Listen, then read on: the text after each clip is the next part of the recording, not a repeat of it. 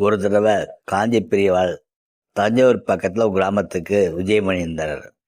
அப்போ திடீர்னு ஒரு நாள் ஒரு வீட்டுக்குள்ளே போயிட்டார். வீட்டுக்குள்ளே போனாங்க, பறந்தடிச்சு பெரியவா பெரியவா அப்போ நமஸ்காரம் பண்ணாங்க. அவர் என்ன பண்ணார், ஒரு ரூமுக்கு ஏற்றல அப்படின்னு நின்றுட்டார். இவங்க சொன்னாங்க, பெரியவா அந்த ரூமுக்குள்ளே பழைய ஜாமான்லாம் அடைச்சிருக்கோம் அப்படின்னு சொன்னாங்க. அவர் கேட்டுட்டு நிற்கிறாரு. அப்புறம் ஒன்றும் புரியல. சரின்னு சொன்ன கார் திறந்து விட்டாங்க. திறந்தா உள்ள இருந்த ஒருத்தர் வெளியே வர்றாரு. வந்தவர் நமஸ்காரம் பண்ணாரு. பெரியவா, நான் அந்த வீட்டில் வேலை பார்க்குறேன், என்னைய உள்ள அடைச்சி போட்டாங்க அப்படின்னு அழுகிறாரு. அன்னை அந்த வீட்டுக்காரர் என்ன சொன்னாங்கன்னா, இவன் சமய வேலை பார்க்குறாங்க, திருடிட்டாங்க அப்படின்னு சொன்னாங்க.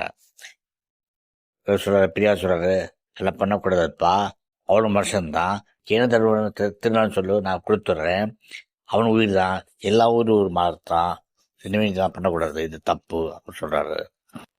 பெரியவா